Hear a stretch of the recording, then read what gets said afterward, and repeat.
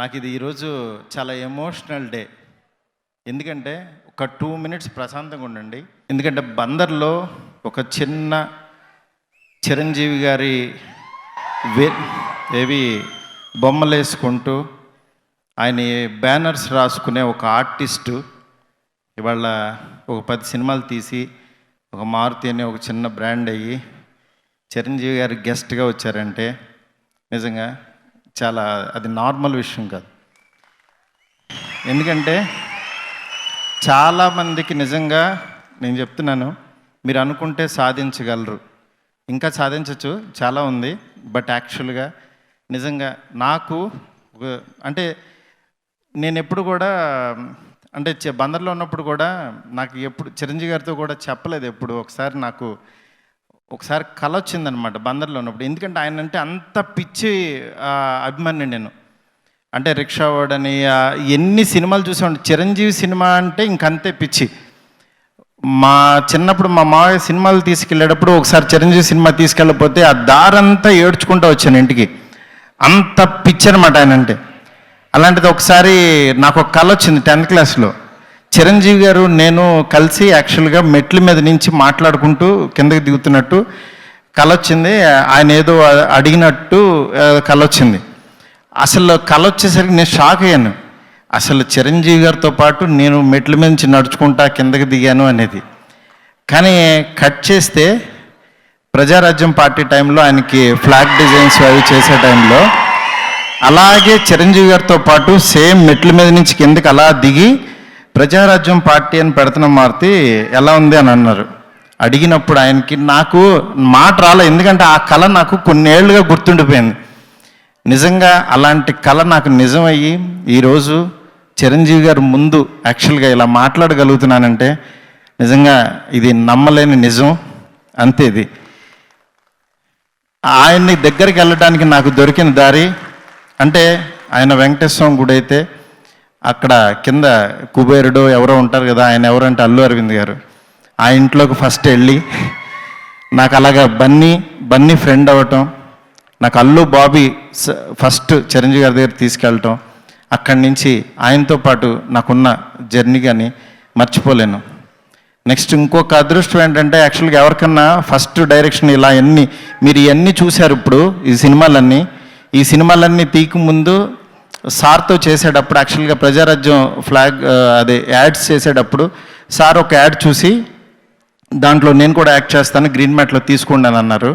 అన్న తర్వాత అమ్మో అని ఆయనకి ఇలా చెప్పొచ్చిన తర్వాత యాక్షన్ చెప్పబోయ్ అన్నారు. నేను షాక్ అయిపోయాను.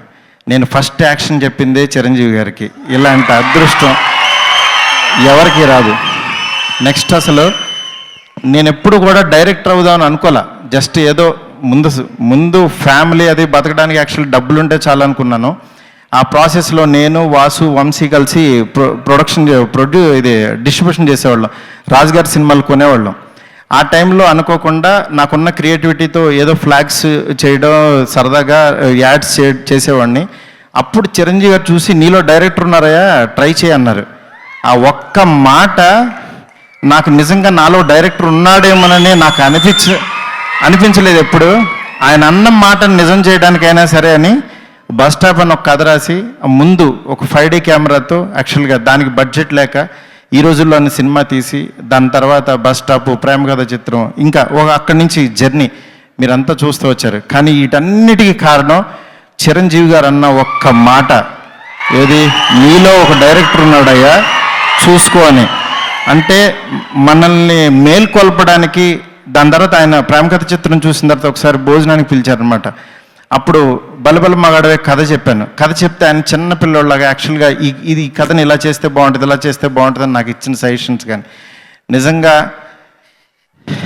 సార్ నేను ఇంకా no word sir. Thank you so much sir. మీరు ఇక్కడ ఉంటాం అంటే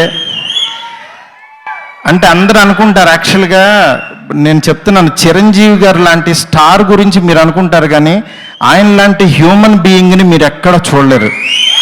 ఎందుకనంటే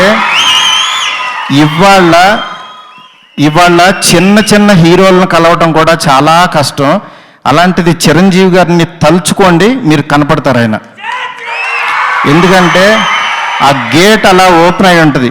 చిన్న చిన్న ఆర్టిస్టులు చాలామంది, నేను చెప్పడం కాదు, ఆయన వెళ్ళి చిరంజీవి గారి దగ్గర ఇంటికి వెళ్ళి ఆయనతో బట్టలు పెట్టించుకుని ఫ్యామిలీస్ని కలిసి ఇంత ఇంత ఈ ఏజ్లో కూడా ఆయన చాలా ఎంజాయ్ చేసి ఇవన్నీ కట్ చేసేసుకుని, but daily in hours spend చేస్తూ యాక్చువల్గా మాలాంటి వాళ్ళు ఫంక్షన్ చేస్తే కూడా వెళ్ళి అడగంగానే వెంటనే భలేవాళ్ళు అని చెప్పి రావటం, మమ్మల్ని బ్లెస్ చేయటం నిజంగా చాలా చాలా హ్యాపీగా ఉంది. ఇలాంటి అవకాశం మాకు వచ్చినందుకు చాలా సంతోషం. పక్కా కమర్షియల్ గురించి ఇంకా నాకు మాటలు లేవు, ఎందుకంటే అందరూ చెప్తున్నారు. డెఫినెట్గా బాగా తీసాము. గోపి అన్న నిజంగా నాకు వంశీ ఇచ్చిన ఒక మంచి ఫ్రెండు. ఎందుకనంటే వంశీకి నేను ఫస్ట్ కథ చెప్పగానే ఫస్ట్ గోపితో చేద్దామని అన్నాడు. ఆ రోజు నుంచి మా జర్నీ స్టార్ట్ అయింది. ఇవాళ మేమిద్దరం ఒక సొంత బ్రదర్స్ లాగా అయిపోయాం. అలాగే రాశి కానీ వీళ్ళందరూ కూడా ఇంత మంచి సినిమా ఇంత విజువల్గా రావడానికి ఫస్ట్ నాకెప్పటికీ ఒక గాడ్ ఫాదర్ లాగా ఉంటూ గైడ్ చేస్తున్న నన్ను లైఫ్లో నా కమర్షియల్ హిట్స్ అవ్వడానికి కారణమైన నా టీంలో మెయిన్ నా గాడ్ ఫాదర్ అల్లు అరవింద్ గారు. ఎందుకంటే నేను చేసే లోపల నా స్ట్రెంగ్త్ లేదు తెలుసు, నా మైనస్ తెలుసు ఆయనకి. అందుకని చెప్పి యాక్చువల్లీ ఆయన అరే నీ దాంట్లో ఇది బాగుంటుందని ఆయన నన్ను హింట్ చేస్తూ తెలియకుండా నా గ్రాఫ్ని నేను ఈరోజు ఇంత స్టాండ్ అయినంటే బికాజ్ నా చుట్టూ నా వాసు కానీ నా వంశీ కానీ అట్లాగే అరవింద్ గారు కానీ టీం అందరూ ఉండటం, ఇదంతా నా టీం ఎఫర్ట్. నిజంగా చాలా చాలా థ్యాంక్స్ అండి ప్రతి ఒక్కరికి ఇవాళ ఇక్కడికి వచ్చి మమ్మల్ని అందరినీ ఇట్లా బ్లెస్ చేసినందుకు. నెక్స్ట్ ఈ పక్కా కమర్షియల్ సినిమా July 1 థియేటర్లో రిలీజ్ అవబోతుంది, తప్పకుండా చూడండి. Thank you so much.